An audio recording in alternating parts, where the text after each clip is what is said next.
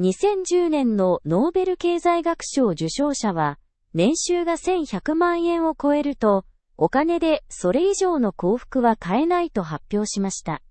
今でも多くの人がこの限界を信じていますが、最新の研究はその常識を完全に覆しています。動画を見終わる頃には、お金と感情が結びつく、本当のメカニズムを理解できているはずです。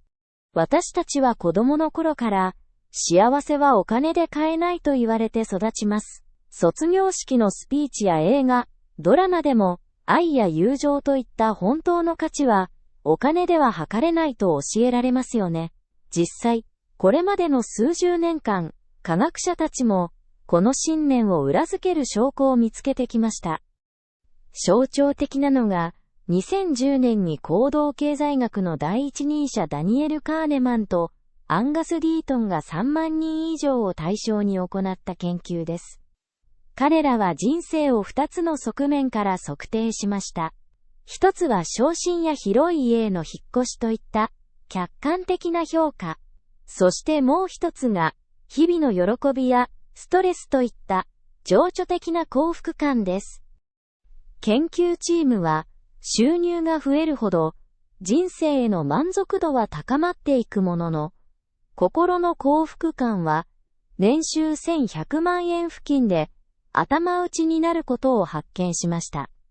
専門家はこれを幸福の高原と呼んでいます。このメカニズムは限界効用の法則で説明できます。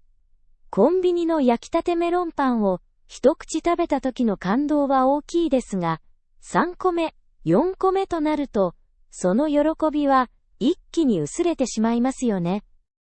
つまり、雨風をしのげる住まいと十分な食事、そして適度なレジャーが保証される1100万円の壁を越えると、お金がもたらす幸福感は頭打ちになるということです。ですが、本当の物語はここから始まります。多くの学者がこの理論を定説としてきましたが、近年の研究では全く異なるデータが示されています。2021年から続く調査では、対象を年収7700万円以上の層、さらには世界中の億万長者にまで広げて分析が行われました。そして、これまでデータ不足で見落とされていた大きな真実が明らかになります。お金と幸福度のグラフは1100万円で頭打ちになることはありませんでした。むしろ所得が増えるほど日々の満足度は限界を知らずに上昇し続けていたのです。さらに驚くべきは階層間の幸福度の格差です。中所得層と低所得層の差よりも超富裕層と中所得層の格差の方が実に3倍も大きかったのです。つまり資産が増えるほど幸福の効率が下がるどころか、むしろ桁違いの幸福を実感していたということです。この十数年の間に一体何が起きたのでしょうか。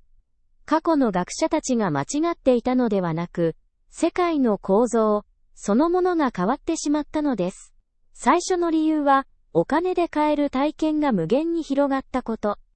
かつて裕福であるということは、都心の広いマンションに住んだり、新車を買い替えたりする程度の話でした。ですが今は、お金があれば、満員電車の通勤を避け、専属ドライバーを雇って、時間を買うことができます。行列に並ぶ代わりに、銀座のミシュラン店を貸し切ることさえ可能です。単に物を所有するだけでなく、人生のあらゆる煩わしさを金で解消するサービスが次々と生まれているのです。二つ目の、より深刻な原因は、基準が絶対的なものから相対的なものへと変わったことです。かつて私たちは、隣人や同僚と自分を比較して幸せを図っていました。近所で一番いい車に乗っていれば、自分は成功したのだと、心から安心することができたのです。しかし、スマホと SNS の登場で、私たちは自分とは住む世界の違う上位 1% の暮らしを毎日目にするようになりました。同年代の誰かが週末に箱根の高級旅館に泊まり、限定品の時計を身につけている姿をリアルタイムで見るようになったのです。その結果、脳が十分だと感じる基準が際限なく高まってしまいました。かつては1100万円で十分だと思われていましたが、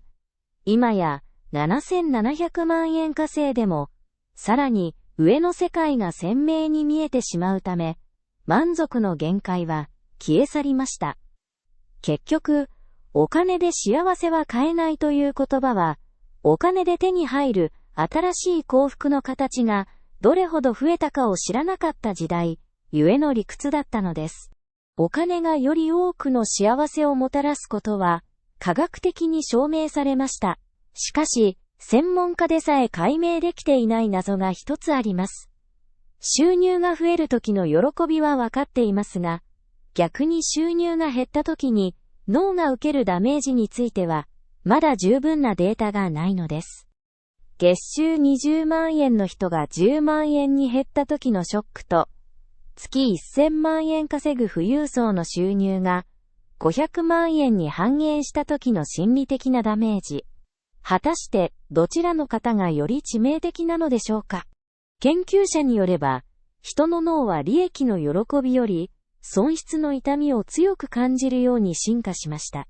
そのため、一度上がった幸せの基準が崩れると、お金では決して言えない心理的な傷跡が残ると考えられています。SNS で誰かの華やかな日常を見て、ふと劣等感や焦りを感じたときは、今日お話ししたこの巨大なメカニズムが、あなたの脳内でリアルタイムに作動していることを思い出してみてください。本当の幸せとは、預金残高の数字ではなく、他人との比較というループから一瞬でも逃れるための脳のスイッチの切り方にあるのかもしれません。そして、なぜ脳は自分のものより他人のものを魅力的に感じてしまうのか。その理由は、また全く別のお話になります。知らなくても困らない。でも知っておくと、ためになる知識をお届けしました。キュリでした。